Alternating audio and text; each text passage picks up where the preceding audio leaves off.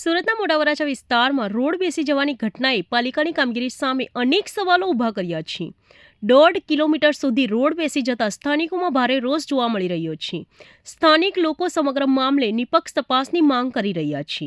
સ્થાનિકોનો આક્ષેપ છે કે રોડના નિર્માણ દરમિયાન યોગ્ય માટે પુરાણ કરવામાં આવ્યું નથી અને હલકી ગુણવત્તાનું મટીરીયલ વપરાયું હોવાની પણ શંકા વ્યક્ત કરવામાં આવી રહી છે. આ ઘટનાએ રોડની ગુણવત્તા અને કામગીરીમાં પારદર્શિતા અંગે પ્રશ્નો ઊભા કર્યા છે. સાથે જ પાલિકાના કોન્ટ્રાક્ટર અને જવાબદાર અધિકારીઓની કામગીરી પર પણ શંકાના ઘેરામાં આવી છે. પ્રજાના ટેક્સના પૈસાથી બનેલા રોડની આવી હાલતને લઈને હવે લોકો જવાબદારો સામે કડક કાર્યવાહી અને સમગ્ર મામલે ઉચ્ચ સ્તરીય તપાસની માંગ કરી રહી છે. મહેશભાઈ અંગણ, પૂર્વ કોર્પોરેટર, આમ આદમી પાર્ટી, વોર્ડ નંબર 2. મોટા વરાછા વિસ્તારમાં જે તાપીના કાંઠે એક સ્ટ્રોંગ નેટવર્કની લાઈન નાખેલી, લગભગ 300 થી 500 મીટરની લંબાઈનો આખો રોડ છે અને સામાન્ય વરસાદની અંદર આખો રોડ બેસી ગયો છે. 2.5 ફૂટ ઊંડાઈના ભૂવાઓ પડી ગયા છે.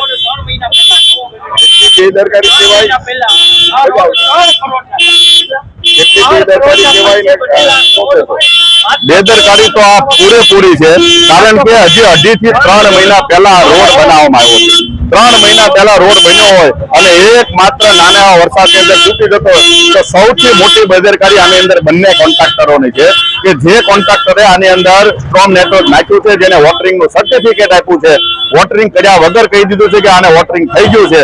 અને બીજી બેદરકારી જે કોન્ટ્રાક્ટરે આ આખી સ્ટ્રેન્ચ લાઈન બનાવી છે, જેને પૂરતી ચકાસણીઓ કર્યા વગર, નીચેનો બેઝ જોયા વગર માત્ર ને માત્ર મટીરીયલ નાખી ડામર પાથરી દીધો, એટલે બંને કોન્ટ્રાક્ટરોની આ ઘોર બેદરકારી છે. કેમેરામેન સેનલ વિરાણી સાથે વિશાલ સેઠા, માનવ પ્રભા ન્યૂઝ, સુરત. અમારા વિડીયોની નવી અપડેટ મેળવવા માટે સબસ્ક્રાઇબ કરો માનવ પ્રભા ન્યૂઝ ચેનલને. બેલ આઇકન ક્લિક કરો લેટેસ્ટ વિડીયો સૌથી પહેલા મેળવવા માટે.